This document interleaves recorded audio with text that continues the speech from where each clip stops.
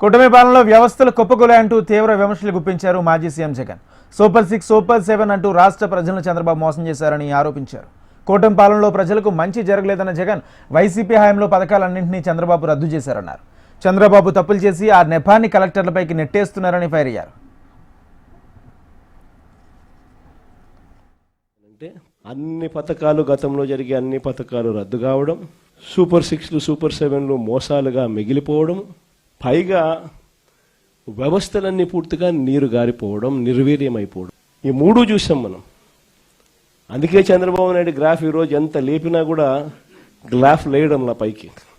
ఎందుకంటే అన్ని అబద్ధాలు అన్ని మోసాలు అని చెప్పి ప్రజలకు అర్థమైపోతూ ఉంది, కనిపిస్తూ ఉంది. కాబట్టి అసలు మొట్టమొదటిసారిగా వ్యవస్థలన్నీ కూడా కుప్పకూలిపోయిన పరిస్థితి చూస్తూ ఉన్నాం. ప్రజలకు సంబంధించిన ఆరోగ్యశ్రీ తెరమరుగైపోతూ ఉంది. ప్రజలకు సంబంధించిన ఫీజు రీయింబర్స్మెంట్, పిల్లలకు సంబంధించిన ఫీజు రీయింబర్స్ బకాయిలతో పిల్లలు చదువులు ఆగిపోతూ ఉన్నాయి. ఏ రైతుకు గిట్టుబాటు ధరలు రాని పరిస్థితి. సూపర్ 6, సూపర్ 7తో అన్ని రకాలుగా మోసాలు. ఒకవైపున అన్ని వ్యవస్థలు, ఒకవైపున ఇక్కడ ఈరోజు చూస్తే అన్ని కుప్పకూలిపోయిన పరిస్థితులే.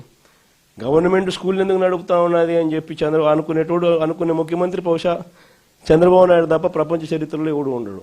గవర్నమెంట్ హాస్పిటల్ ఎందుకు నడుపుతుంది అని చెప్పి అనుకునే మనిషి ఒక చంద్రబాబు నాయుడు తప్ప ప్రపంచ చరిత్రలో ఏది ఉండడు. మనం ఉన్నాం కాబట్టి ఆర్టీసీ కనీసం బతికింది.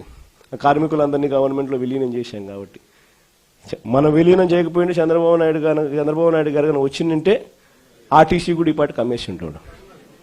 మొన్నేదో ఆశ్చర్యకరంగా ఆయన నోట్లో నుంచి విన్న పోలీస్ శాఖను కూడా ప్రైవేటైజ్ చేసే కార్యక్రమం చేస్తానని.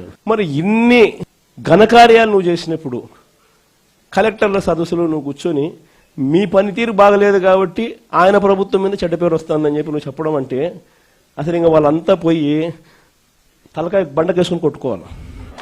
ఆ స్థాయిలో ఈ మనిషి బుర్ర పనిచేయడం లేదు, చంద్రబాబు నాయుడు గారి బుర్ర.